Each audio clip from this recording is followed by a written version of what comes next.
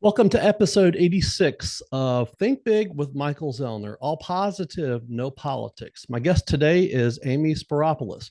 Amy is the Director of Communications and Community Engagement for New Hope Christian Academy as the Marketing and Communications Associate. She graduated from the University of Alabama with a BA in journalism. Imagine that. She is an Emmy Award winning anchor and reporter with over 27 years in television, including 23 of those years in Memphis. Amy has worked for all four major networks in the Memphis area, including WREG TV channel, News Channel 3, WMC TV 5, WATN TV, ABC Local 24, and most recently for Fox 13 WHBQ. Amy, thanks for joining me today. Oh, thank you. I appreciate you having me. My pleasure. Tell us something interesting about yourself that most people don't know. Oh gosh. Let's see. Well, I come from a long legacy of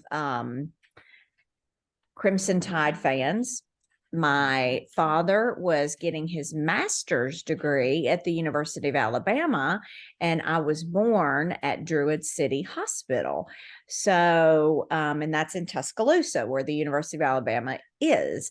So, growing up, I had really no choice as to what team that I was going to root for. But a lot of people do not know that about me. So, my dad and mom got married, and he was, like I said, getting his master's at the university, and I was born. So that was my humble beginnings at Druid City Hospital. and we just talked about it briefly before. My sister and brother-in-law both went to school there too. So Oh, we became instant fans, obviously, yeah. and always Roll Tide. Yes, Roll Tide. Roll Tide. Absolutely. No matter what, Roll Tide. Yeah, right. That's what, yeah. Well, when my husband and I got married, my husband's from St. Louis. And one of the first things my mom said to him and me, and well, it was kind of understood by me, but she was like, whatever date you choose, it cannot be during football season. So, yeah. So that he didn't understand at the time. He thought it was a little lunatic, right? Lunacy thinking, actually. But yeah, so we made it work. We got married in June. Yeah, people down in Alabama obviously took football very seriously. Actually, I had another question for you. I don't even have to ask. I was like, people that are, raised in Alabama, usually it's a choice. All right, do I go to Alabama or go to Auburn? Obviously, it was never a choice for you. You knew exactly where you were going. That was never, no. Yes, there was three girls in my family, and we all knew that we were going to Alabama. That if we made another decision, that we would probably be disowned from the family. Makes a lot of sense. Absolutely. Yes. So you grew up in Pelham, Alabama, which is a suburb of Birmingham. What are some of your best memories of your childhood there? Well, I had a lot of really great memories growing up in Pelham. I danced my whole life. I started dancing when I was 2, and never really, I always wanted to be a part of, and I was always very outgoing and talkative, and that's what I did from the very early age of 2. My mom likes to tell the story that one of the first dance recitals that I had, we were dressed up as ducks, and all of the ducks exited the stage like they were supposed to, except for Amy Spears. That's my maiden name. And Amy was still on the stage doing her quack. So, Oh yeah, so that was part of it. But I just my sister Lori is 4 years younger than me, and we just grew up just like a lot of Southern families. I mean, we went to church on Sunday and Wednesday, and we're involved in Vacation Bible School. And my dad traveled a lot. He worked for the Internal Revenue Service. So he traveled a lot and was gone a lot of times throughout the week. So my mom just really did a great job of raising my sister and I. So that was it. But danced a lot. All of our family lived outside of Birmingham. It was where I grew up. And so they would all come into town for Christmases and holidays. My grandparents, I was very close to, my mother's mom, and they lived in Washington, D.C. So holidays were always a good memory for us because everyone came into town and they stayed with us. And so just, a lot of good memories. I was very close to my sister and still am today. And I believe you grew up, as a child in the 80s. So the 80s were such a good and different time. People today, kids say, have no idea. They Have just don't. zero. No, yeah, it was a great. Yes, I grew up watching Dukes of Hazzard and wanting to be Daisy Duke, and watching Three's Company, and the Jeffersons were some of the shows that were on when I came home. I was a latchkey kid. If you don't know what that is, it basically my mom worked, and because my dad traveled, I had a key that I went to school with us. Went to school with a key around my neck. And that was because when I came home, I let myself and my sister in because there was no one home. So I was that's what they called affectionately a latchkey kid. So I would come home and watch those shows in the afternoon. And, at the time, I mean, we didn't have 450,000 channels of Right. cable. And streaming now. And streaming and everything else. We only had, 5 or 6 channels. So Right. that was what I did. Oh, Mel's Diner was one of the good ones that I liked too. Yeah. Low. So anyway, but yeah, so I came home and would start doing my homework, watching TV, and waiting for my mom to get home. You started off in television in 1994, I believe, while attending Alabama at WCFT TV, and you were an anchor, reporter, producer, photographer during your 1 year there. And you had numerous responsibilities, including anchoring, writing, producing the weekly morning newscasts. How were you able to balance life, Alpha Omicron Pi sorority, school, working at television? Where you said, "quote never failed to meet numerous deadlines under intense pressure," unquote. Yeah. So I really did not have any balance of life and work. I had zero balance. There was none of that. And in fact, that really didn't change in the, many years that I ended up staying in TV, and am still doing a little bit of work there. But so yeah, it was just work, work, work. And in fact, it really, when I started out in television, we were just getting into doing live trucks, and the capability to go live was just beginning to get popular. Okay. So we were just starting to do that. And so they wanted to kind of do a trial run of that by doing remote commercials. Okay. So one of the, cause they had just gotten a live truck, but it wasn't like what you see now. Everybody's live all the time. They just kind of want to try their hand at it and see how it went. So I was the first reporter that they sent out with a live truck and said, we want you to do this commercial at this carpet outlet and see live and see how it goes. So that's what I did. It was a 1 minute, 59-second commercial about a big carpet sale that they were having.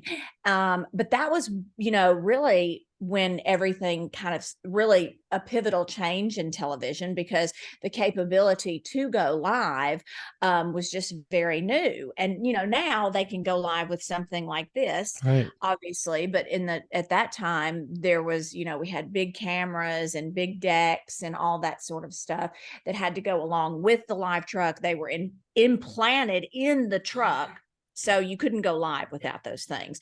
But in it, going back to your question, the balance, I mean, I was making $14,000 a year, and I was happier than anything because I was doing what I love to do. And, now I feel like my daughter is a junior in high school. So we're kind of talking to her about what she wants to do in life and what direction she wants to go. And I had a lot of friends that changed their majors and went into another field even than they had planned, but I never strayed from what I wanted to do. When I was probably 5 years old, it was really like a ritual at my house every night at 5 o'clock, we would sit in front of the television and watch the news.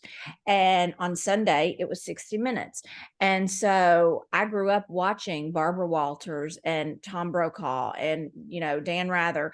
And I knew probably as early as 5 that that's what I wanted to do.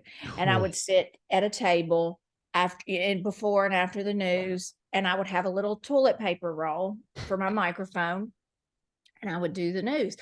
And so, so when I got my first job in 1994 at WCFT, there was no, working. There was no not working. I mean, holiday, you were like the postman or the postwoman. You worked rain, sleet, snow, and every other day of the year. So there was no balance, and my mom would come into town on the weekends. And because I was making $14,000 a year, I wasn't making very much money. So she would go to the grocery store for me and, wash my clothes and that kind of stuff. So, yeah, but there was very little time for anything else. So I really just submersed myself in my work and just really loved it. And you were speaking of your daughter. I believe Hailey's a junior in high school. Yes. And I saw where you guys went down to the Grove for the Alabama game, and she's maybe considering Ole Miss. Gosh. Yes, she is. I know. And it's so funny because everybody that knows anything about me at all knows that I'm a huge Alabama fan. And that's always the first question that she gets and I get. They're like, is your mom okay with that? And the answer is, I'm okay with whatever she wants to do. Right. I mean, honest to goodness, I really, I just want her to be happy. And so if she decides not to go to college, if she decides to go to trade school, whatever she wants to do, I'm thrilled with it. But yes, we went down to Ole Miss and she toured the campus and she loved it. And so I just have to now be, I've always, my mom was very, she was very strict. I had a very strict mother, and it was even written about in the school newspaper when I was like in complete mortification, by the way, when I was probably in 7th or 8th grade, because I had a curfew of 10 o'clock, and that was all during my high school years. And so, my mom just was she was what they call a helicopter mom. I don't think nobody's mom wants them to get into trouble, but, mine was just and thank God she was like this, but she was very particular about what I did and who I hung out with. And there were many parties that I went to that I thought my mother wouldn't know that there wasn't a parent there. And my mother would show up in the driveway 30 minutes later to pick Amy up. And so, so I use those experiences that I've had with my mother growing up with my children, and I'm very transparent with my kids. And so, I really just want to be, I don't want to be my children's friends. Let me be very clear about that. But I want to be transparent. And I've always taken the role. I've always taken I've always said to my kids, whatever you do, just be honest with me. And as long as you're honest with me, we can work through anything. Because I know, now, and this, Michael, because I think we're about the same age, there are so many things out there now that we did not have to worry about. Right. For kids, right. So I try very hard. When you have kids, there's not a manual what to do, what not to do. So my husband and I are just trying to do what we hope and pray works, and teach them and rear them in the hopefully right direction. So so I choose to be very transparent, and that what comes with that is, telling my kids some of the crazy things that I did. Not all of them, but some of the crazy things that I did, and, how my mother picked me up, and how my mother, saved me from a lot of heartache growing up. I had the same kind of parents. My dad, when I drove the car, I had to have it home by 11. I hated it, didn't understand it because all my friends, most of them were later. My mom would stand at the carport window in the kitchen in the sink, waiting for me at midnight, because I had a midnight curfew without the car, to pull up in the driveway with whoever. I was so embarrassed by it and I hated it. But Yes. just like you, I look back on it now and I'm like, thank God my parents Oh, were that way. yes. Thank God. Oh, yes, absolutely. Yeah, there's no doubt. And I have told my mother this before. There's no doubt that she saved me from a lot of things. And, at the time, I thought it was horribly mortifying. Me But too. now Yep. looking back, Yep. I'm very grateful. Yep. Same here. Yeah, after leaving Tuscaloosa, you worked at WHOA TV in Montgomery for a few Mhm. years, and then at KFVS TV in Cape Girardeau, Missouri, before you Right. came to Memphis. At the beginning of 1999 to work at WREG. What led to your decision to come to Memphis, which I believe you said originally was going to be a quote stop on the map unquote Yes. for you, and decide to make it your permanent home. Yeah, so growing up in Birmingham, I had been to Nashville, but I had never been to Memphis before. And when you get into TV, it's like the world is you want to go anywhere basically that you can get hired. Right. Okay. And so I had a news director early on tell me, he was like, you're not going to go anywhere but the South because you have a very strong Southern accent. And so, because I wasn't making very much money at all, some people in the communications field, and still to this day, hire voice coaches and things like that, but I couldn't afford to do that. So, really and truly, what made me come to Memphis is I got hired at WREG. And when I came here, I really didn't know much about the city, other than that they hired me, and it was a good it was a good fit. It was close to my home, not too far from my home. And Missouri was not a good fit for me. It was very cold there, and they thought that I talked funny. So so I only lasted there a few years. So when I came to Memphis, I did really and truly, and I people think I'm joking when I say I just intended to be here a few years. I think my contract was for 2 or 3 years, and that's really what I intended to be here for. And it turned out at Channel 3, I met my husband, and he was in marketing and sales. So I was on the bottom floor and he was on the top floor, and he is from St. Louis, and we just started dating, and he intended just to be in Memphis for a short time too. But when we got married, at that point, Memphis really grew on us, and in a big way, because we just loved everything the city stood for.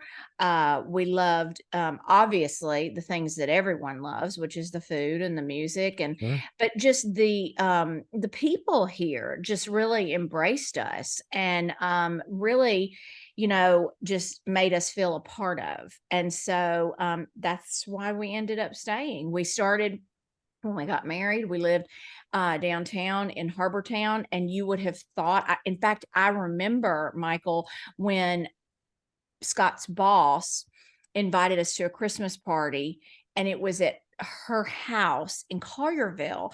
And I remember us thinking, and we probably said this, we have to pack a bag because this is ridiculous. I mean, honest to gosh. And now, isn't it funny how God has such a sense of humor, because we actually live in Yeah, Collierville. exactly. Yeah, you're right. Thinking going from downtown to Collierville, like it's like a big trek. Right. We literally were like, this is ridiculous. And so we ended up moving out to Collierville. So, but yeah, it was really great because Memphis was the center for both of us. It is 4 hours, about 4.5 from Scott's family, because they're in St. Louis, and it's about 4 hours from my family who's in Birmingham. Right. So it was just a midway point, and so it turned out to be really a great place for us. And I mean, when we first got married, we both kept thinking, maybe God wants us here, and he would apply for a job and wouldn't get it. Now we did actually, in 2009, my husband got a job in Destin, Florida. and we lived there for about a year and a half, but that was right around the time that the economy dropped and tanked. And so we ended up moving back after about a year and a half. And you talked about how the city embraced you. We talked about this on another podcast about a month ago, that Memphis is as much as there's crime here and there's bad here, there's way more good than Oh bad. my gosh. There's so much good. And it just bugs me because and I mean the industry that I, was in for so long, people talk bad about Memphis and they slam it. And I'm just like, don't even talk to me about that, because there are so many great things going on and great programs. And I'm sorry. Can That's I put okay. it aside? So sorry. Hold on one You're second. fine. Take your time. Thank you.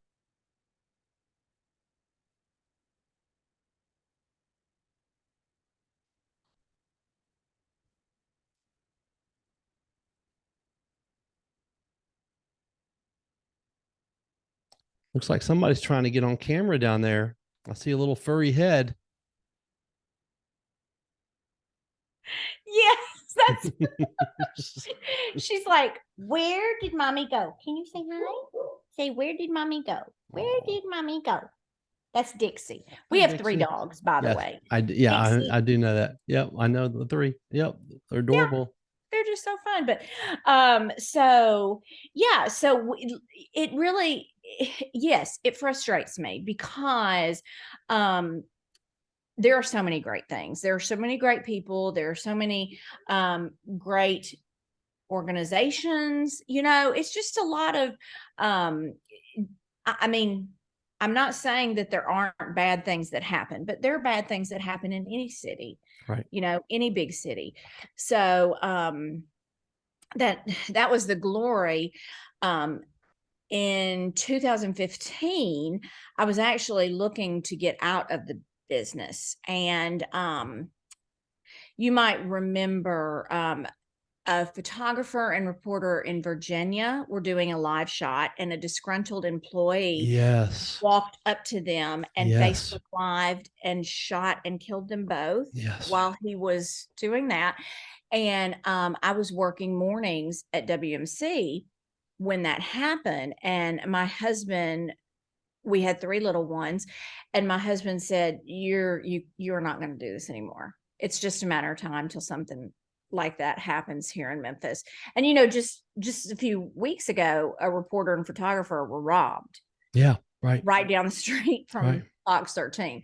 But anyway, so when Scott said that, I really started to look to get out of the business, and thought I was going to. And it's just so interesting how God works, because Channel 24 came to me and asked me if I'd be interested in hosting a show that was 1 hour from 9 to 10, all about the good things that were going on in the city of Memphis. And so I said, yes, I would be very interested.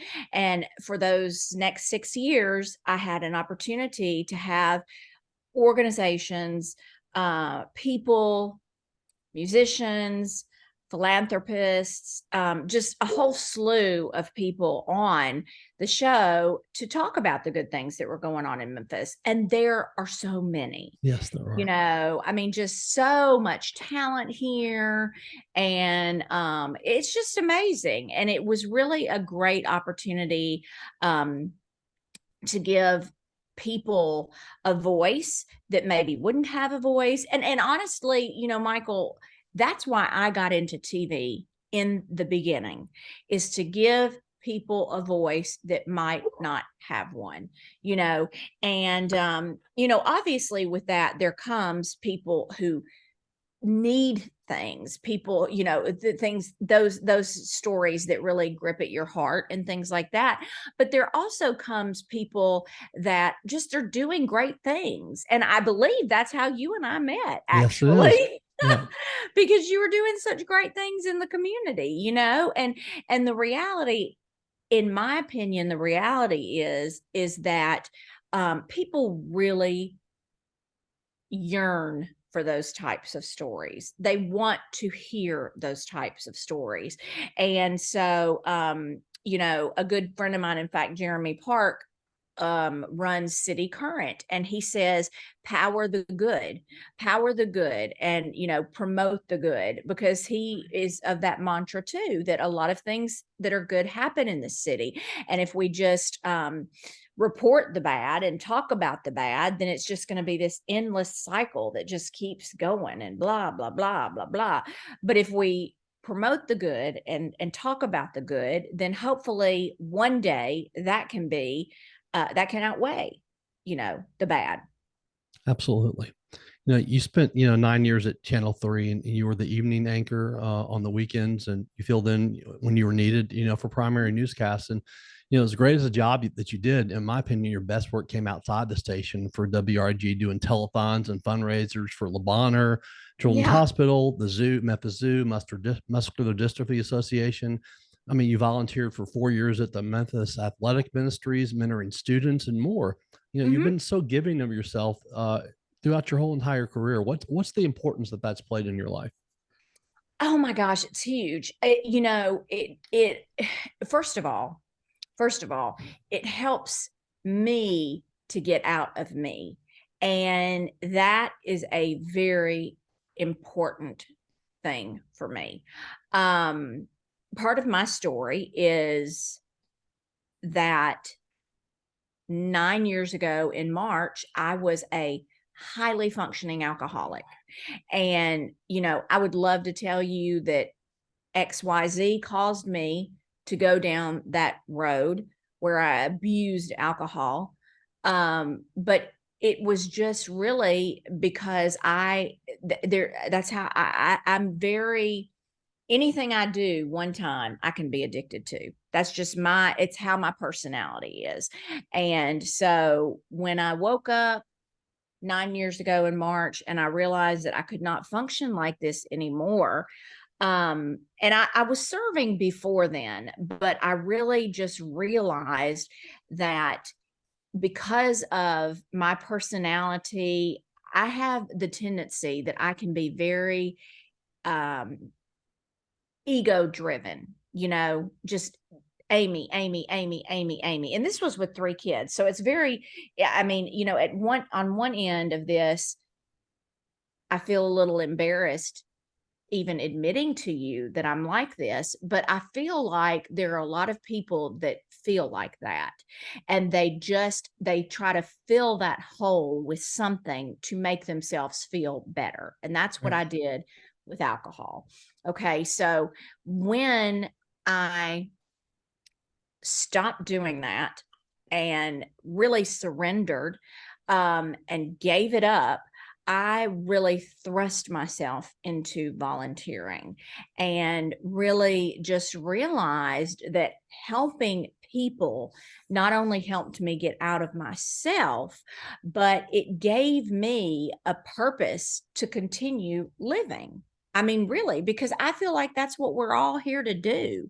I mean, if you're just collecting a paycheck and if you're going home every night, it's one thing to do that and raise kids and things like that. But, at one point I got to where I was like, there's got to be more than this. There has to be more than this. And there was more, and there is more. And it's called giving back to other people, helping them, going and talking to kids about, reading to them, going to fix meals for people, going to I mean, all of the things that I got involved in with the Salvation Army, with one of the big things that I really like to do and still to this day is do work with the Humane Society of Memphis and Shelby County, and the DeSoto County Humane Society, and the animal shelter, because I just feel like there are so many organizations out there that need someone to be a cheerleader for them, and they don't have those people. Right. Heal the Hood organization is one that I'm on the board of today, and I'm very passionate because their whole mission is to help inner city kids. And I just feel like we are doing ourselves a disservice if we're not of service to other people. And even when, after I had the girls, I I've just seen, because of what I have done with television for so long, that there are a lot of people in Memphis that need. There are people who need and want, and they don't have access to. And so I made it a point early on with my girls to take them to different parts of town, to expose them to really what I think is part of life. There are always going to be people out there that need and really deserve the very best, but they cannot get it and they cannot have access to it. And as a believer, which I am a believer, I think that that's what God has put us here to do, and that's serve others.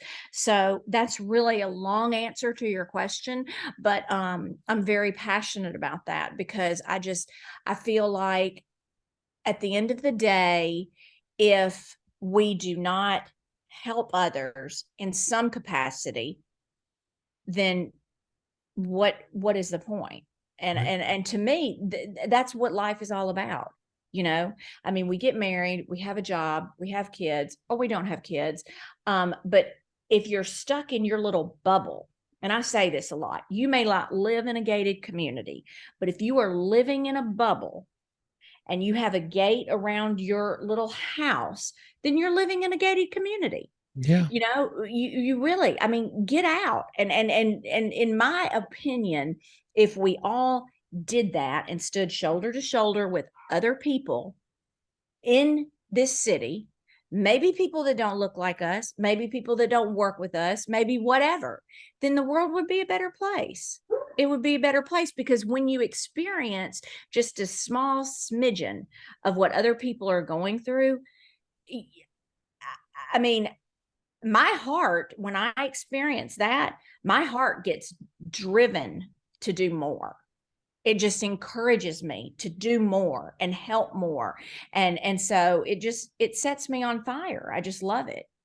The example I always give is the Grizzlies. You go to a Grizzlies game or you watch it on television and you see the crowd. The crowd is people of all different ages, colors, Mhm. religions. No one's asking anybody what religion, what politics, none of that. They're Right. cheering, they're high fiving, they're clapping with people they don't know, they're hugging people. It's an exciting time. And that is reality. That's the positive stuff like that. And I Yes. know life is always not going to be that way, but it could be that way and much more. We could be that way with each other. Absolutely, we could. And it's just a better way. I mean, I I have a 16-year-old now in my house. So sometimes I wonder if she does anything but grunt, Okay. And I get it. I remember when I was 16, I thought the world was, I thought this was the world. It was right here.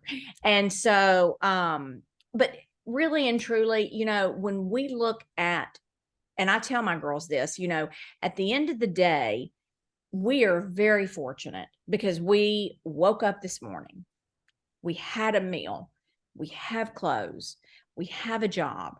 There are people out there that do not have those things.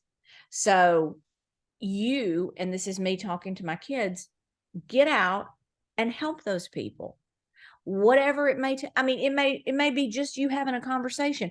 Because when I was doing work at Memphis Athletic Ministries, I'm going to tell you, and even now doing work with Heal the Hood, some of these kids in our community and some of these adults, all they want is someone to have a conversation with. All they want is someone to listen to them Right. and just hear them. That's all they want. And why can't you be that person? And I said, I can be that person. I can. So it just makes me feel good. Serving makes me feel really good.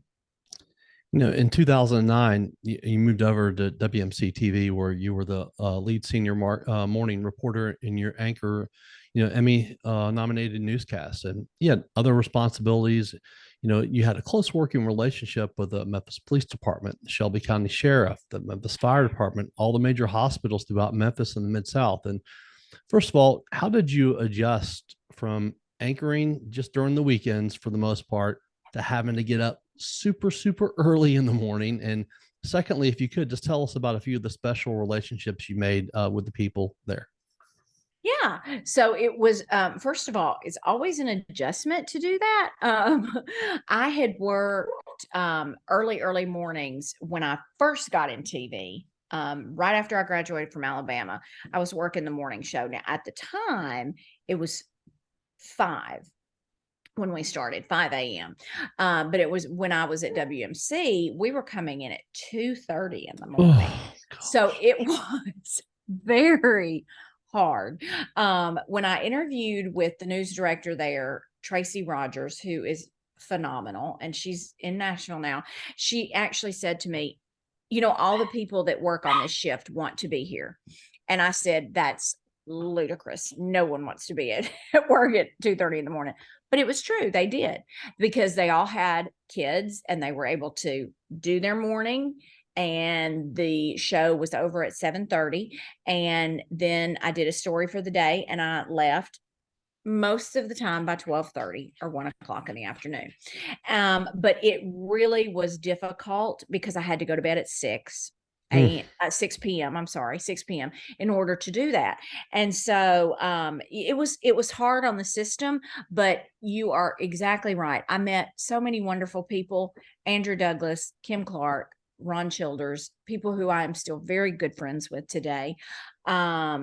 Janine Gordon. I mean, the list goes on and on and on about friends that I met, not only there, but at Channel 3 and at 24 and at Fox, and really just it's a family, because at the end of the day, the people that you see on the television are real people. I mean, they have feelings just like everybody else. They have families just like everybody else, and they deal with life things. So I'm so grateful that I met all of the people that I did, and am still friends with those people today. In fact, when my husband and I got married, we were both at Channel 3, and most all of the staff that we worked with, him in marketing upstairs and me in news downstairs, I'm pretty sure most all of those people were at our wedding, because we got married here in Memphis at Lindenwood Christian Church. So, and when I got pregnant with my first daughter, and I was very much pregnant while I was doing the news, they threw baby showers for us. So yeah, they're all very, very dear friends, still to this day. So, but it was hard. And that was part of my factor with, when Channel 24 came to me, because it was a day side shift, and it was Right. from 6 that when if I was to take that job, which I ended up taking the job, it was from 6 a.m. to 2 p.m. So that was much more doable Right. than 2:30 in the morning. And honestly, my poor husband was like a single dad too. That was part of it. At the time, our children were all biddies, little biddies. I believe my oldest was 5, maybe, and then 3 and 2.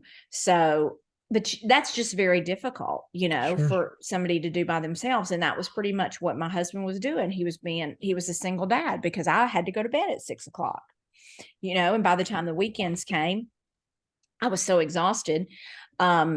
We couldn't do much of anything, and we don't have family here. So it was just us. And it was hard, especially when the kids were little bitty. But I will tell you today, Michael, looking back, it was the best thing for my marriage, because Scott and I were forced to cling to each other and the friends and family that we had here in Memphis. And it just really helped us to create a lot of real strong bonds with people, and really form a family of people here in Memphis, outside of our blood family. Quote, TV makeup and regular in-person makeup is different. So is TV lighting. I had a makeup artist and friend tell me this recently. If I do not recognize you without makeup on, you are wearing way too much. I stand by that, unquote. That's a pretty funny quote of yours. And my question is this. Did I say that? You did say that. Yeah. What do you do when it's really hot under those lights and you're on television, and you desperately want to wipe the sweat off of your face, but you can't do it because you have the fear of wiping the foundation off in the process. What do you do? Yes, you do this. The pat. You do pats. Oh my gosh, that's funny. Well, when you were reading that, I was like, God, that's really funny. Who said that? I said that. You said that. Yes, It's so true. It's so true. I can't. No, you know what? And honestly, I'll tell you what happened. Let me what had happened. So let me tell you. So when I first got into TV, you've always had, I mean, I get it. We had at the time Mac, who does theatrical makeup. It's a company that's been around for a long, long, long, long time. But Mac consultants would come in and they would give all of the on-air personalities tips about what to wear and what colors to wear and anything what I was taught.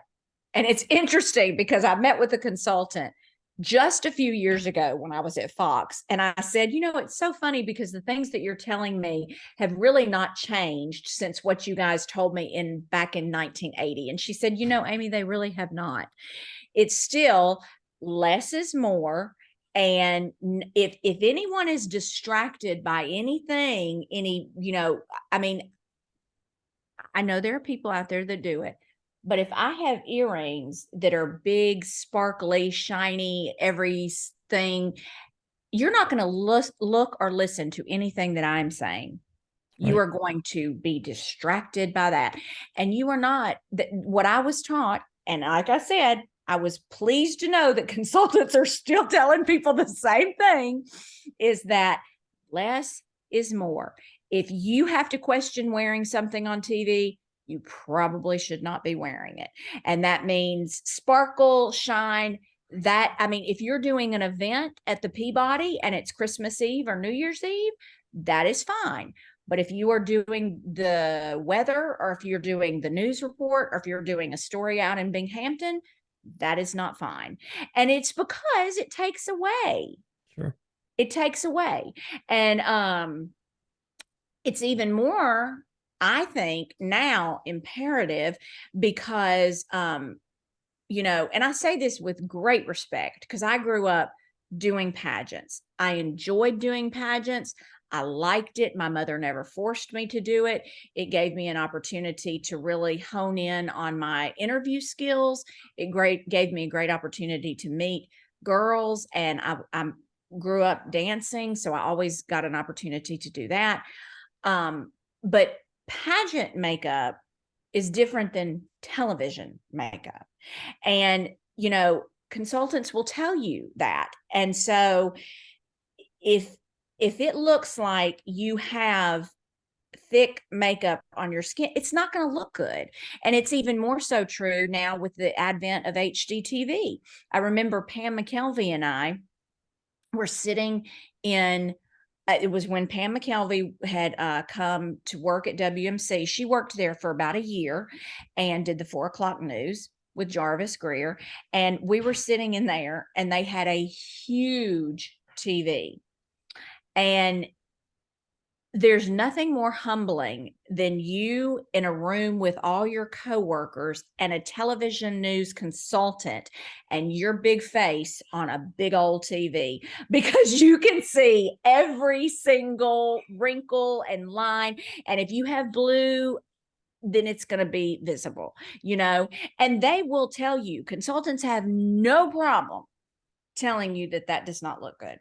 They have no problem.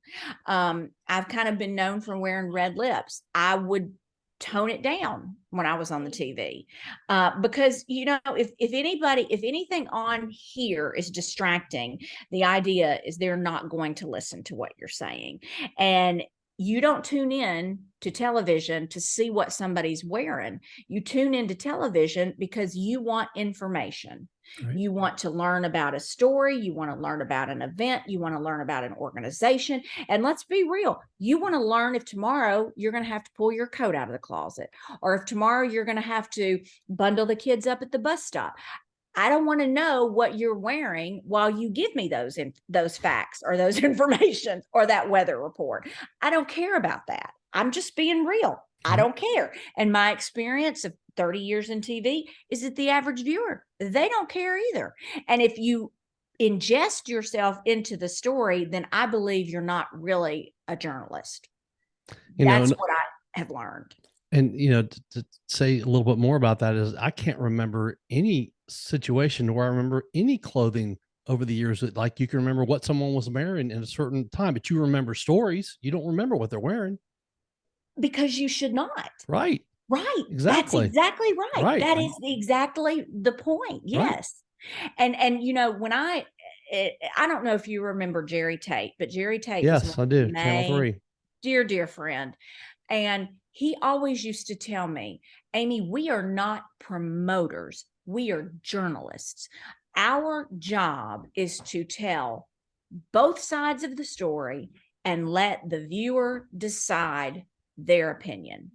Your job is not to have an opinion. Still to this day, Michael Zellner, as God is my witness, there are people in my family that do not know how I vote because I was brought up in a generation that I was to not have an opinion. I do not put political signs in my yard. I do not, and the same goes with religion. The same goes with any topic, with anything, abortion, politics, all of those things. As a journalist, it was ingrained in me that we do not have an opinion about that. We do not have an opinion. My job is to present this side, and you as the viewer, you decide what the truth is. You decide how you feel about that. We are the gatekeepers of information. And that was a generation, I believe Mike Matthews is of that same generation. Jerry Tate is of that same generation. Joe Birch is of that same generation. The journalists, and I'm not saying the true blue journalists, because I don't want to be that person that says that, but that was what was instilled in us to be like that. And I believe in that with every core in my body, every being in my body, every cell in my body. I believe that. You interviewed, so many people over the years you were on Local Memphis Live, including a lot of famous people. I mean, you helped so many people out that, like you talked about, had a chance to promote their business, their music, their talent that otherwise might not have been able to do that on television. What did you learn about yourself during that time there? And do you have a couple of fun interviews that, with people that stick out the most? Yeah. So I learned about myself that you cannot BS your way through a 5-minute long TV segment. You cannot. You can BS your way through a 1-minute, 30-second live shot on television, but you cannot through a 5-minute long segment. You have to research people that you are interviewing, because if you don't, you will not come across sounding very smart at all.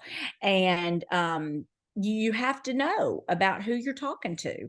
And it was really when you've got, because it was an hour-long show, so during that hour-long show we had 7 segments. So in each segment we had 1 or 2 guests, so each segment, in other words, was about 5 minutes long. So you really just have to know. I found myself researching a lot, really getting down to the nitty-gritty with organizations and people, just like what you do now before an interview. I mean, you have to know what these people did, and you have to know enough that you can have a very intelligent conversation with them. And what I did find is that a lot of people have a lot of ties to Memphis. A lot of people have come through this city at one point or another in their life. And it was just very interesting because, when you, like, for instance, when we had Tito Jackson on the show, and that's Michael Jackson's brother. And so in doing some research about him, I found that he had a lot of ties to Memphis in the music industry and beyond. So it was just really interesting to me because I really had an opportunity to grow as a journalist at that at that point and just really learn and soak up a lot of things that I never had an opportunity to dive that deep into. Because when you're doing a story, you keep in mind, even as an investigative journalist, the typical story is a minute 30. Okay. And most of those stories you just get on the surface. You don't have an opportunity to really delve into the history and the, what the background and things like that. But with this show, I had that opportunity to do that. And it was really enlightening to me because I really got to learn a lot about a lot of people and just really re-educate myself on some things that I really did not know anything about. So it was very cool, very, very cool. And, some of the people I had, Gloria Steinman was on, and she was fabulous. I had, oh my gosh, Paula Dean was on, and she was very interesting. We had a lot of musicians, a lot of Christian musicians, just a lot of really cool people that I never would have had an opportunity, I don't think, to meet had it not been for that show. You said, quote, sometimes you've just got to be still and watch from the sideline, unquote. What does that mean to you? Oh my goodness. So 3 years ago in April, I guess, I was riding my bike and I was hit head on by a car, and I broke 5 bones in my leg and had a mild concussion. I was not wearing a helmet. I would not suggest that. And it really caused me to slow down. I feel like, and I can only speak for myself, as moms, we operate at warp speed sometimes. And because of what I did in my life, which was television, there was never any time to breathe. It was go, go, go, go, go. When you got an assignment, they wanted it yesterday. So, I had very little time for myself or my children, or my husband. And so when that accident happened, I spent a lot of time because I was bedridden for 5 months. And I was told by a surgeon, if you put any pressure on your leg, I broke both sides of my ankle as well. Then he was like, you're going to need surgery. And so I was forced to be still. And when you are forced to be still and you watch life unfold, you become humble very quickly. And I realized when that happened that God easily could have taken me out. I mean, we've heard many stories about people getting in bike accidents and not making it through. But I had a lot of time to spend with Jesus during that time. And he said to me, look, you're going to have to slow down. I mean, you're going so fast. You're not even going to remember this. You're not even taking time for yourself. You're not taking time for your kids. And you would have thought being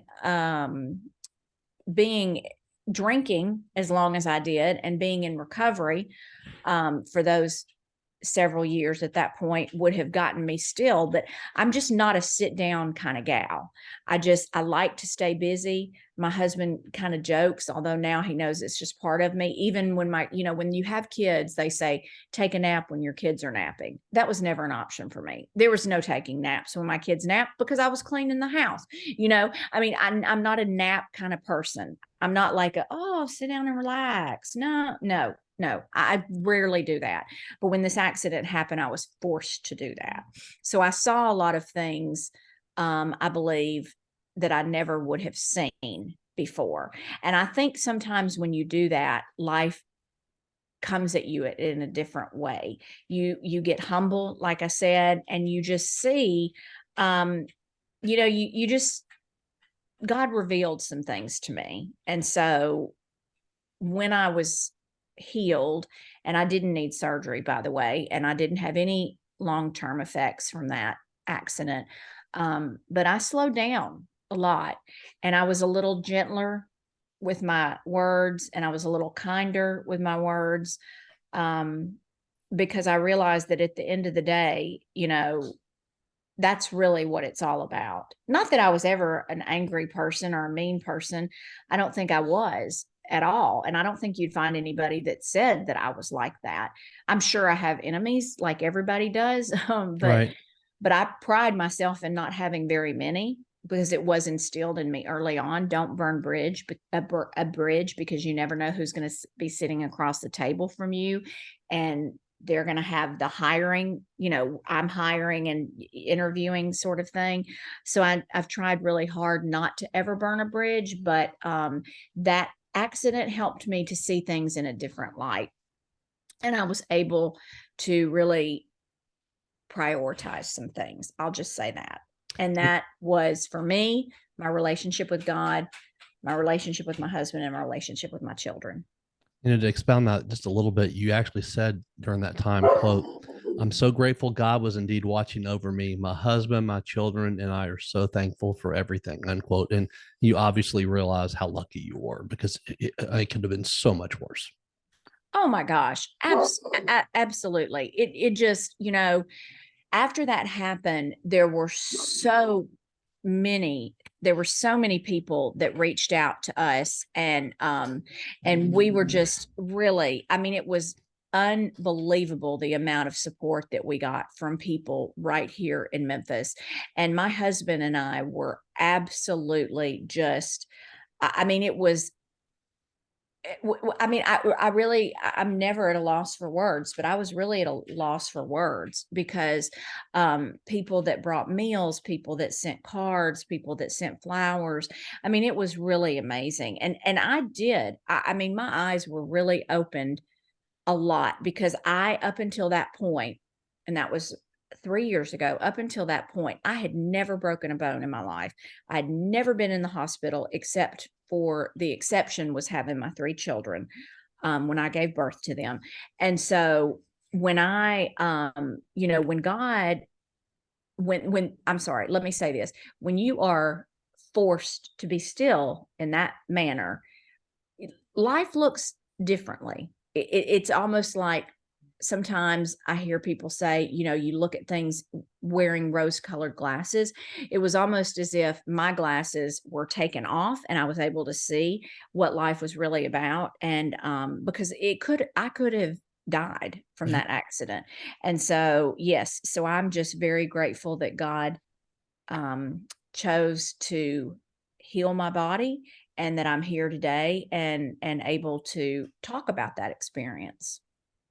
You said, quote, "Smile at someone today. You never know if your smile can bring them hope or encouragement just when they need it most," unquote. You referred to this a little bit earlier, but we never, ever know what someone is going through on the inside based on what they show us from the outside, do we? No, yes, and you know what? I talk about that a lot when I do events. I'm very transparent about my struggle with alcohol, and I'm very transparent about my study with my struggle with depression and anxiety. Because for years, and even when I share this today, people will say, there's still people out there that will say, I had no idea you had a problem drinking. I had no idea you were depressed. And after my daughter was born, she'll be 17 in June, but after she was born, I had severe postpartum depression. And there was a day that I woke up that I wanted to walk away from the house. I did not want to be here anymore. I didn't want to hurt anybody, but I didn't want to be a part of anything. And thank God I had the wherewithal to call a friend of mine who was a nurse, and she said, "You have postpartum depression. You need to call your doctor and get on some medicine right now." But depression is a very real thing to me, and it runs in my family. Have had many family members who have struggled with bouts of depression. And I believe that my experience is that as mothers, we try to do everything for everyone else, but we sometimes forget ourselves. And in the midst of that, that's what I had done. And I woke up after I had Hailey, and I was just like, I don't want any part of this. I kept hearing these stories about women having these children and everything was glorious and everything was great. And oh, it's beautiful. It's beautiful. It was not beautiful for me. And I realized after going to the doctor and talking with my doctor that I had postpartum depression. So I'm very passionate about talking to women. And there's a stigma that goes along with that, Michael. I mean, there is really a stigma against talking about suicide and depression. And I dare say that some of that stigma comes from the church. I mean, there are churches out there who just, brush it under the rug. It'll go away. It'll, pull your big girl panties up, that sort of mentality. And, sometimes you can't do that. Sometimes you cannot do that with depression. Sometimes you need help, and that help needs to come in the form of a conversation with your doctor and possibly medication. And so that's what it took for me. But I feel like a lot of times, we don't want to talk about it because we think it's embarrassing or something, or someone is Right. going to judge us. And so, I encourage people all the time, if you feel like, don't be embarrassed to talk about it. And I tell my girls that all the time, because what really infuriates me now about how kids are doing this Snapchat and TikTok and all this stuff is that cyberbullying is huge. And, it's much easier, what I have experienced with some of these apps. It's much easier to say something when you're behind a computer screen Sure. than when you're in front of someone's face. And so I have conversations with my children about that often, because it's something that I won't tolerate, because their mental health issues are very real.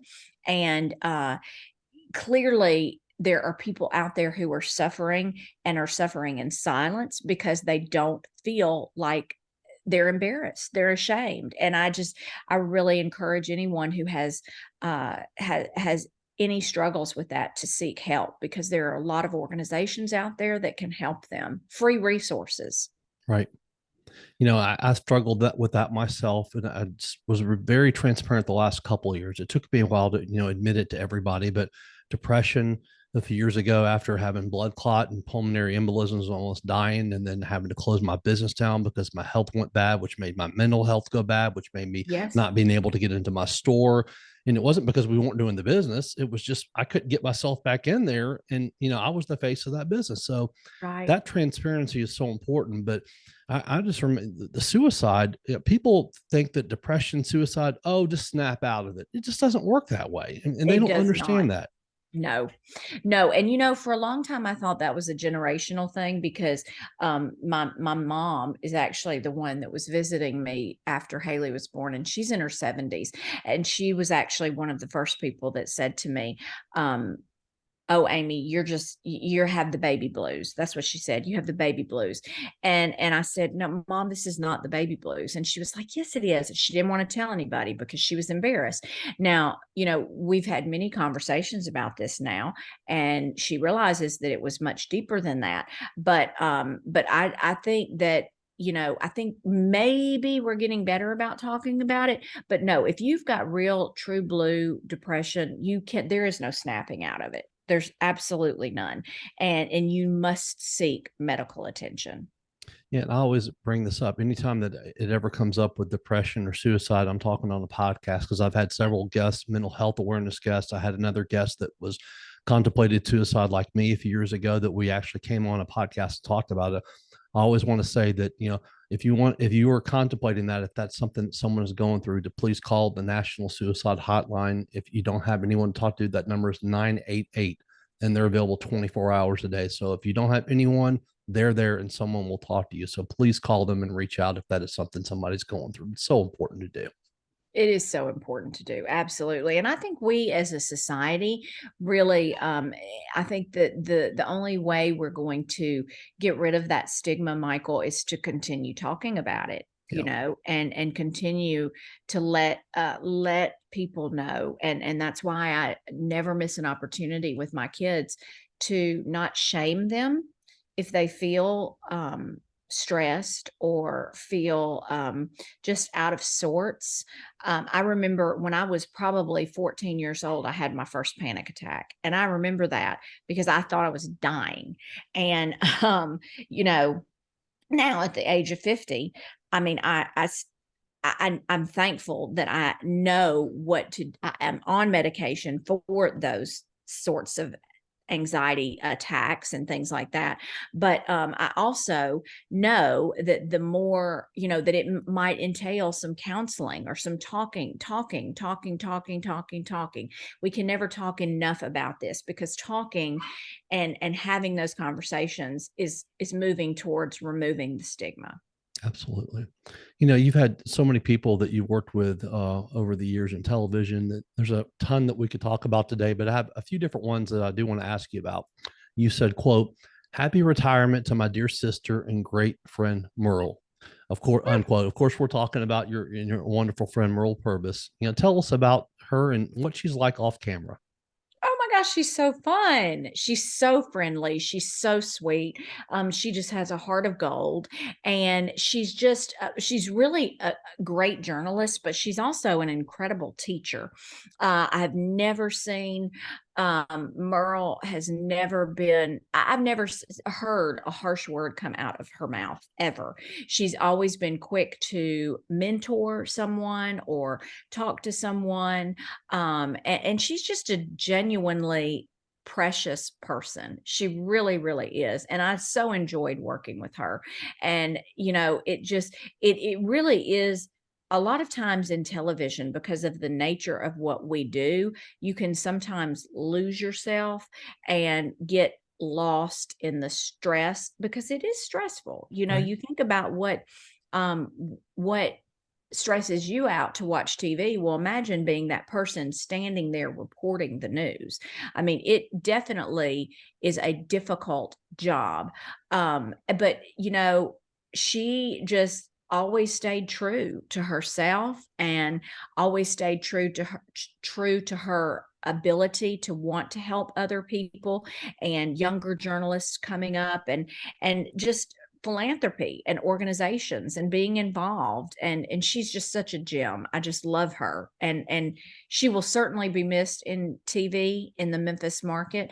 But I know Mearl is now having an opportunity to really get involved with some other organizations that she didn't have a chance to get involved with, because she was working all the time. Right. So, and I say a thumbs up, absolutely. After leaving ABC 24 in 2020, you went to work at Fox 13. I believe that's part of the time that you worked with Mearl, and you were an investigative reporter. One of the stories you did was called, quote, "Saving Lost Kids. Organization teams up with parents, police to keep kids safe," unquote. How wonderful is that? If you would tell us just a little bit about that story. Yeah, so Brian Callies is the founder of Saving Lost Kids, and he is a dear friend, and he's been doing that work for a long time. It's a nonprofit organization that goes to different events, and they do fingerprint kits for children. They basically have it's an envelope that you fill out with their height, their weight, any distinguishing marks that they have, and things like that. So if your child ever goes missing, you have that, and you put it in a plastic bag, and he suggests you put it in the freezer so it can't be stolen. Okay, that's just a good place to keep it, so you'll always know where it is. Yeah. Right. But we have a real, and it's not just a Memphis issue, but it's an issue across the country of trafficking, sex trafficking. Yeah. And so it really is important for us to realize I know it sounds cliche to say stranger danger, but it is very much alive today. And we just need to really realize that we are protectors of our children, and that there are predators out there, and we need to be very vigilant about our child's security, where we let them go. When you and I were growing up, my mom, and probably your mom, said, "Come in when the street lights come on." Yeah. We can't really tell our kids that anymore, because there are some real dangers out there that they need to be aware of. So that was part of what his organization does, and they go around to events and they offer free assistance to get these fingerprint kits for these kids. So the moms and dads and caregivers and grandparents, whoever's raising these kids, will have information, vital information, if in case these kids ever go missing. And he goes around to different organizations and talks about things that we need to be aware of as parents and as caregivers. And a lot of that is comes in the form of online, because a lot of these kids are so immersed in the online community. If I had $1 for every time my kids told me they had an app and it was on private so nobody could see it, I would be rich. And I tried to tell them a million times, being on private doesn't mean anything. If it's on the web, it's on the web. That means anybody can see it. But they really have no concept of that. And, I guess maybe to an extent growing up, we were like that. I do remember a time when my mother was telling me about something, probably when she was picking me up from one of those parties that I shouldn't have been at. Right. But I remember her saying, maybe one day you'll understand as a mom, that this is why I'm doing this. But, kids in that aspect, I don't think have changed, because they do think that they are, many of them are fearless. They don't think anything can happen to them. And so, but the reality is that's not true.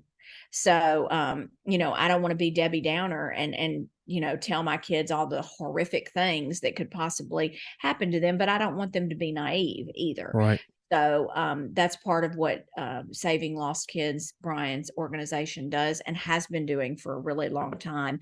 And he's just a great guy. He and his wife both are fabulous. And the work that they're doing in the community really is incredible. And I believe that I did that story, if my memory serves me correctly, I believe I did that story after a child had been lost and we were trying to find out information on that child or something. And I was making people aware that they could do this, but but he's just, his organization is really precious. And the child sex trafficking arm of that organization is really incredible. And what they do to help recover children from sex trafficking rings. That's the first thing that went through my mind when you talked about the internet. I mean, your kids grew up in the complete internet age. We grew up in the 80s where there wasn't any of that. And they don't Correct. realize anything different because it's all they know. And Correct. crazy people have the world at their fingertips now, and they get to see so much more, and they have so much more access to people that they didn't have when we grew up, because they get to Right. see pretty much what everyone's doing. Right. Right. Absolutely. And it's so crazy because people may not know this, but human sex trafficking is the second fastest growing criminal industry behind drug trafficking. Okay. And that is a horrifying statistic. As a mom of 3, even if you're not a mom or dad, that should be horrifying to you, because there are people preying on our young children. And a lot of that, what they do to make that connection, that initial connection, comes through the web. Yep. Yep. So, and you are exactly right. Since technology has progressed, they have the world at their fingertips virtually, and they can be anyone, they can access anyone. And so that's why I think that, his organization, and there are others out there, but he certainly is on the forefront of doing work to help educate the community about how we can save lives. And the reality is, a lot of these kids who are trafficked into these rings are children that, for whatever reason, they would be considered maybe a troubled child at school, or one or both of their parents are not around. Society has deemed them a troubled child. So the reality from a predator, this is not Amy speaking, this is what statistics show, is that they would be easy to prey on because no one would miss them. Yep. So that goes back to what I would say get out of your gated community. Start volunteering with some of these organizations who deal with inner city kids. Start being a mentor, be a volunteer. Elliot Perry speaks very transparently about how important it was mentors played, how important of a role mentors played in his life, and how he does that now because someone played such an important role in his life. And I really believe that if we start doing things like that, we can make a world of difference, not only in that aspect of human trafficking, but just building relationships with our neighbors. Quote, 20 plus years of friendship. We may not talk every day, but when we do talk, it's like we never skipped a beat. Kontji, adore you, sister, unquote. Kontji retired not too long ago from TV2 at Channel 5. From everything I've always heard about her, it's been positive. What's she like? She's awesome. Yeah. So I remember when Kontji was hired at Channel 5. I don't know the date, but I remember it because I was at Channel 3, and we were working the same shifts, and we would see each other, and we were just instant friends. She's a fabulous journalist, and she's just an even better person. She's got a heart of gold. She just I'm so excited for her, that she found something that she's passionate about, and is really doing something. I always, when I see people get out of, and the reason I'm using television is because that's what I know. Okay. When I see people who've had these great careers in TV, and now they're choosing to retire and get into another industry, I have the utmost respect for them because, it's hard. Let me tell you, when you're 50 years old and you decide, oh, I've been doing this for 30 years, I'm going to get into another industry. Let me tell you something. It's a lot different than when you graduated from college and you were 20 and you decided to do something. Right. It's not an easy task. So when I hear stories about people who do things like that, I have the utmost respect for them, because to me, and this is what I try to stay teachable in my life. I always want to be teachable. I never want to get to a point in my life where I think I know everything, because I've been around people like that, and it's not an attractive quality to me. And I think, when you've done something for so long and you decide for whatever reason that you want to say, okay, I'm done with this, it's time for me to move on to something, I think there's a great deal of bravery that is in that move. And I just have the utmost respect for people like Kontji and Mearl and Janine and there are Jerry Tates. I mean, Andy Wise. I mean, there's many, many, many others who have gone on to do things outside of Ursula Madden, who've gone on to do things outside of TV and been very successful. And I just think that's amazing because, it shows that it's never too late to reinvent yourself. And I think that's a beautiful thing. And speaking of reinventing yourself, in July of 2021, you changed course and took a position after 27 years in TV at New Hope Christian Academy. She talked about as the director of communications and community development. And, for people that don't know, New Hope has been providing, quality Christian education for children now for over 25 years. What led you to make the career move, and tell us a little bit also about New Hope's rescue doggy and greeter at the farm. I think it's Nayla too. Yes, Nala. Nala, excuse me. I love it. I love it. Yeah. So this is so funny. This is so interesting how, I don't believe there are any accidents, any coincidences in life. I really don't I'm the believe same that. way. I love it. It's just, No I coincidence. believe everything is absolutely. So several years ago, there was a producer named Erica Walker, it might have been at the time, at WMC. And she and I worked together, and then I had her on my show several times. She started a nonprofit called Girl 24. And she's just a great a great woman. And so she was doing communications at New Hope Christian Academy. And I applied for a job at New Hope, had never heard anything about New Hope, which I tell people quickly, it's not a bad thing when a journalist says they haven't heard of your organization. It might actually be a good thing because that means they never had to go there for breaking news. Right. So don't think that's a bad thing. But so I had never heard of New Hope.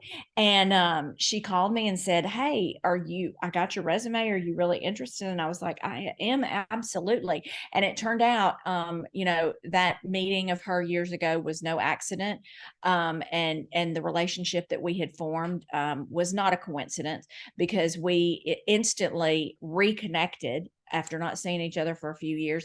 And she told me the mission at New Hope Christian Academy. And yes, you are correct. For 25 years, their mission has been teaching, learning, and discipleship. And they have 430 students. They serve over 7 zip codes in Shelby County. The beautiful thing about this, they start at age 3 and go to 6th grade.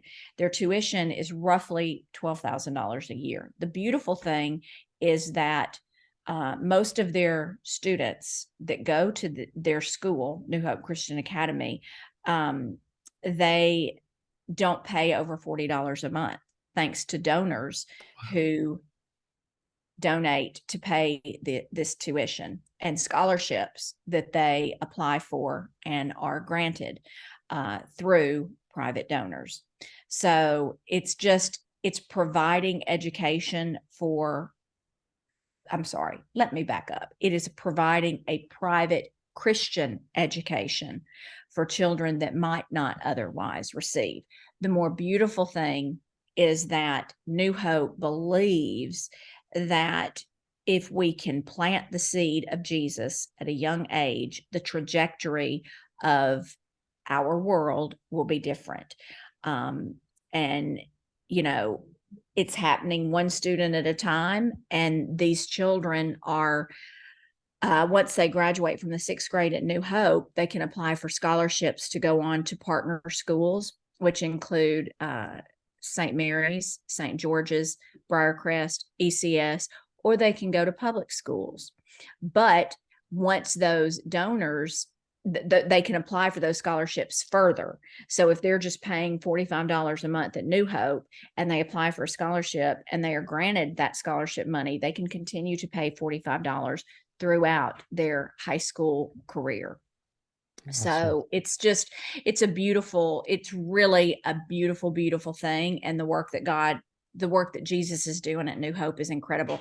Now, Nala is the farm dog across the street. We have acreage that we bought several years ago, and Mary Ramsey was one of the teachers, and it's now called the Mary Ramsey Farm and Forest, and it was dedicated after her because it is a teaching and learning space outdoors that includes, we grow our own blackberries, we grow our own watermelons, pumpkins, not pomegranates, I'm sorry, herbs, eggplants, squash, all kinds of things. So not only are these students learning indoors, they're able to take that learning outside and see the beautiful things that God has created in Mother Nature.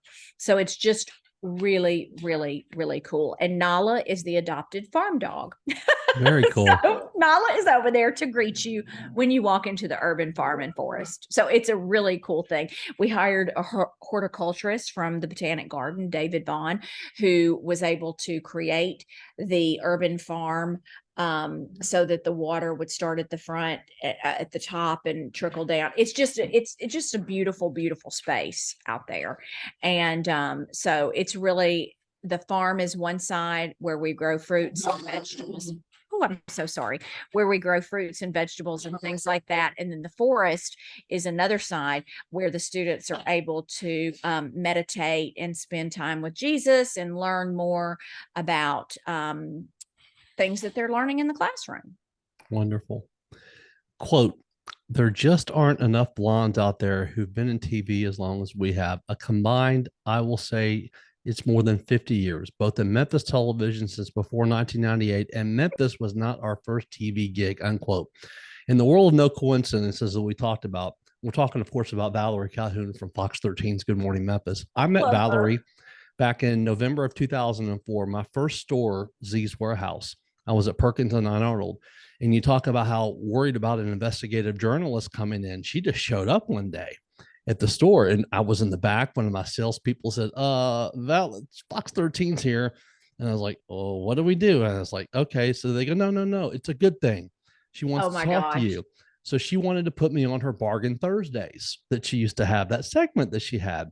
I remember And that. that's how that relationship started. She got her son's Bo, who's now Bo. in college, Yeah, I at know. I remember. MTSU, right? Yes. I remember her saying it's his first big boy bed. He was just a little kid.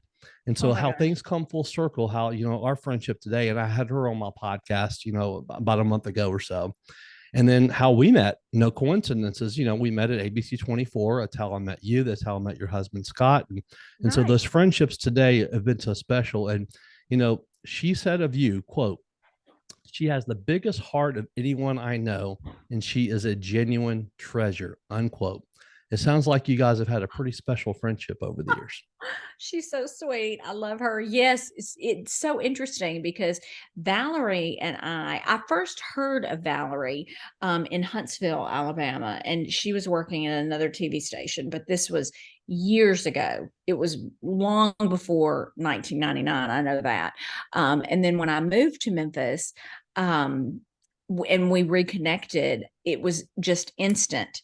And I remember when she got married to John. I remember when she got pregnant with Bo. And she is just such a sweet, sweet person. And I've always admired her as a journalist because she is so, we were brought up the same to, never have an opinion about anything and present both sides of the story and let the viewers decide. But also, with that old adage that some would say, treat people like you want to be treated. Right. And, I was never the type of journalist that I used to hear people say, you're an ambulance chaser. That's what they would call some journalists, an ambulance chaser. I was never like that. It made me very uncomfortable to do those sorts of stories. The reason that I went into TV was to do stories, like I said in the beginning, to help people get a voice and have a voice. And so Valerie, I know, feels the same because I know she's a very dear friend of mine. And so she and I, I felt like we kind of came full circle when I got hired at Fox, because finally, for the first time, we were able to work together. And she's just a gem. I just love her. I cannot believe that Bo is about to graduate from college. Unbelievable. Honestly, I mean, and every time we talk about it, I'm like, oh, does that mean that we've aged? No, we have not. No, we Right. haven't. And she So, yeah. loves you too. Absolutely. So, yeah. Oh, well, she's good people. Yeah, Good she is. people. She's very good Yeah. people. I'm sure I'm a big dog lover. So you talked about your dogs. I have to ask you about Max, Daisy, and Dixie and the joy they Yes. bring to your family. They're so awesome. So Max, Daisy and Dixie are two girls. Max, we got, interesting story. We've always adopted animals from animal shelters or through Humane Society. Nina Wingfield, who runs an animal abuse shelter here and has been involved with the SPCA for a really, really long time. After we had lost one of our dogs before, and my husband was like, we've got to get a boy dog to even out something going on here. We've got way too much estrogen in our house. So we went to Nina, and at the time she was at the Collierville Animal Shelter, and my husband said, I want the biggest, meanest male dog you've got. And then he looked over and he saw this Rottweiler Bernese Mountain Dog that was about 100 pounds. And he said, I want that dog. And I was like, we cannot have a dog that big, because our other dogs are like this big, literally. One's 10 pounds and the other one's 8 pounds or something. And he was like, Amy, I need this dog. I need some more testosterone in the house. Yeah, it was 5-1. It was 5-1. So I really felt like I couldn't say no. So we brought Max home. Well, And actually, 6-1. The 3 that's girls, right. you, and then the 2. Yeah, 6-1. Thank you. Sorry. Exactly. That's okay. See, even I was going to go along with it. Yeah. So we brought Max home, and he's 100-something pounds. He's Bernese Mountain Dog and Rottweiler, and he is the sweetest thing you've ever seen. And bless his heart, I mean, when I tell you, the girls dress him up in Halloween costumes, they put wigs on him. I'm pretty positive they've tried to paint his nails before. He just doesn't even, but now Scott, my husband, calls him his boyfriend protection program, because anytime anyone comes to the door, you've heard him, he goes bananas. Right. And you have no doubt that you better not approach the house. So he's a very good watchdog, and he's very protective of the girls. And the other two, Daisy is just the little bitty, I mean, I think she's actually 5 pounds, but bless her heart, they're both old dogs. Not Max. Well, Max is they're older. They're not young puppies or anything, but Max, Daisy has survived a hawk attack, and she's the dog that has 450,000 lives. So she just keeps on, and so, and Daisy, Dixie is a little dog that, when our dog before her passed, Nina, again, Wingfield, called me and said, I don't suppose you want an older senior dog that can't hear and can't see. Sounds a little like me. Let's take her. And so we got her. And now my husband is like, that dog doesn't like anybody but you, Amy.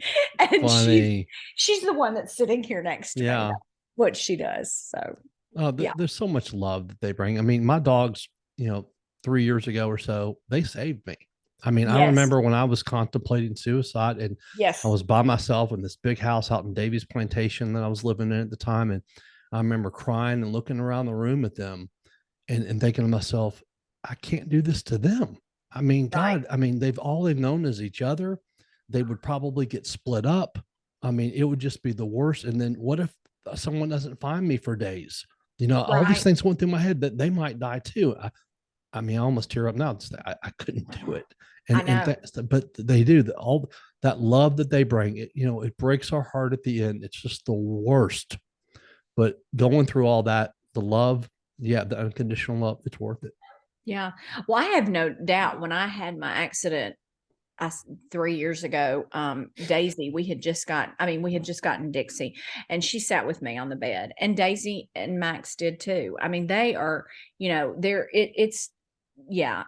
I've always had dogs growing up, but when Scott and I got married, we both had dogs, but we just always adopted from the shelter or the Humane Society, because I'm just a real big advocate of that. I just feel real passionately about it. And so they just, they enrich your life so much, just so much. Yes, they do. Speaking of Scott, you guys have been together 21 years, and next June you're going to celebrate your 20th anniversary. The two of you went on a trip some years ago with some friends to Belize. You had some bugs in your hotel room, and you set off a bug bomb, and you went to bed. Tell us a little bit more about what happened after that, because of something that you did. Scott said he had gone to a bar, and you came up to that bar, and you had a tongue that was numb. Did I tell you about this? No, he did. Oh my gosh. He still tells this story. It's so funny. Yes, there were ants in the room, and I do not do bugs. And yes, this poor little man was like, I was like, I need Benadryl or something. Well, they didn't have any of that. And so he just said, well, here, just take this bomb. And I clearly was not thinking. And I set the bomb off and laid down, and my tongue got so numb I couldn't speak. And I came out, and here's Scott sitting at the bar with all of our friends. We went with a group of friends that we're still friends with today, actually. And I'm just like, it was horrible. It was so bad. He was like, why in the God's name did you let the bomb off in the room and then lay down? Never do that, by the way. Oh yeah. So it took a little while for that for that to wear off. Bet it did. That's so funny. It Great was story, though. hilarious. That's a What great not story. to do when Yes. you're in a hotel that has bugs in Belize, Yes. in anywhere, in Right. anywhere. But yeah, and honest to God, they weren't like, it wasn't like a nasty infestation. They were literally, I mean, I remember it.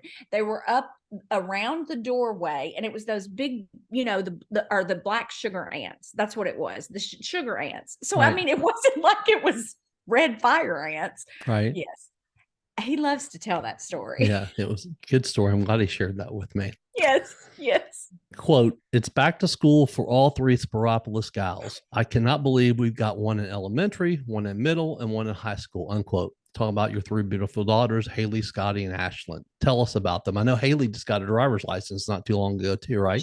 She did, yes. And Hailey, she did, and she'll graduate next year. So we're very excited about that. And she's excited about it. And so Ashlyn is my middle daughter, and she's a soccer player, and she loves soccer. And then Scottie Lee is my youngest daughter, and she is a dancer. So my youngest sister dances and is a choreographer in Nashville, and she has done a lot of work with Lady Gaga and Wasn't Luke she on the Today Bryan. Show? She was on the Today Show most recently. Yeah. Yes, she Right. sure was. Joy, right? Joy. She's amazing. So Joy is just thrilled because out of all the girls in our family, Scottie is the only one that dances. So she's really, we like to say she has the Spears gene because my maiden name is Spears. And my sister and I, all three actually were dancers, but Joy was the one that really stuck with it, and she got a full ride scholarship to Alabama for dance. So yeah, Scottie's a dancer, and but the girls they're fun. I mean, you know, they're just a lot of fun, and Hailey and Ashlyn both, I mean, after they were born, both my family and Scott's family, they look just like Scott's family. And when Scottie was born, she looked more like my side of the family. So my family was very excited about that. But she's obviously named Scottie after her dad, Scott. Sure. So, but they're just precious. They're fun. There's never a dull moment ever. And we go constantly.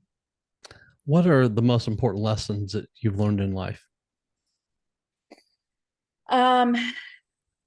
You know, well, I tell you, my husband, one of those has come from my husband. And it is that you don't always have to have a response for something.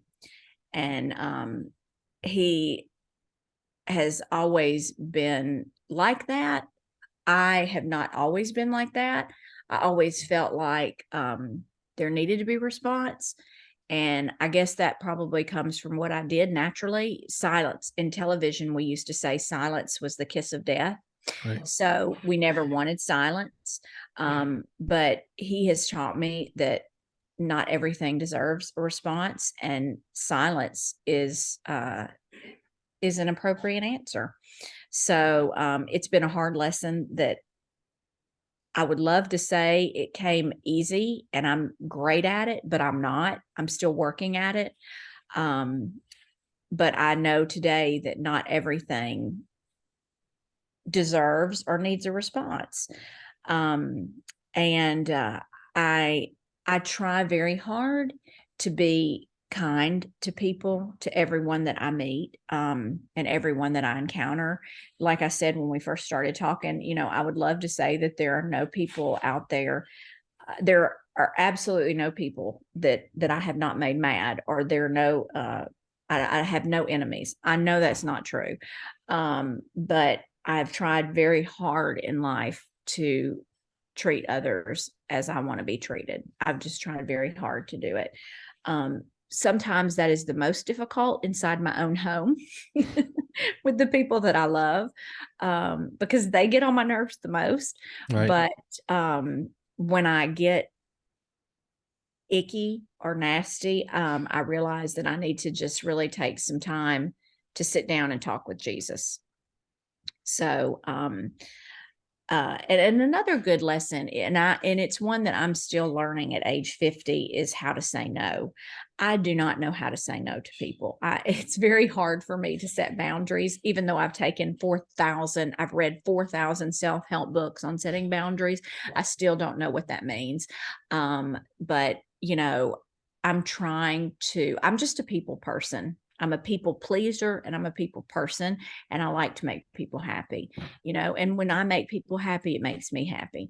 So, but those are some of the lessons that I'm really still learning today, and that I'm trying to I'm trying to not tell, I'm sorry, I'm trying to instill in my children. How can people find you and follow you on social media? Oh gosh, I'm out there. I'm all Amy Sporop TV, Amy Spears Speropoulos. Most all of my handles are Amy Sporop TV though.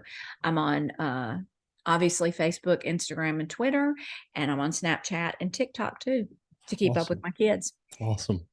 Amy, I mentioned that we met back in 2016 when you were at ABC 24, and over the few years, that I had my store while you were there, I was on the show like 3 or 4 times to help promote events and fundraisers we were doing, with Mike Williams and the Memphis Police Association, and what you did helped us out, so much because it enabled us to get the word out to the public, and have that voice out there. And you and Scott both have always been really nice and wonderful to me. And I can't tell you how much I've appreciated that, because not everybody is that way in today's world. So to have genuine people like that are always nice, and that's how they really are, it does mean a lot. So, Valerie was definitely correct. You're definitely a genuine treasure. So I really appreciate you coming on today. Oh, well, thank you, Michael. I appreciate you, and we love you to pieces. I appreciate you too. You take care. Thank you again. Okay. Bye bye.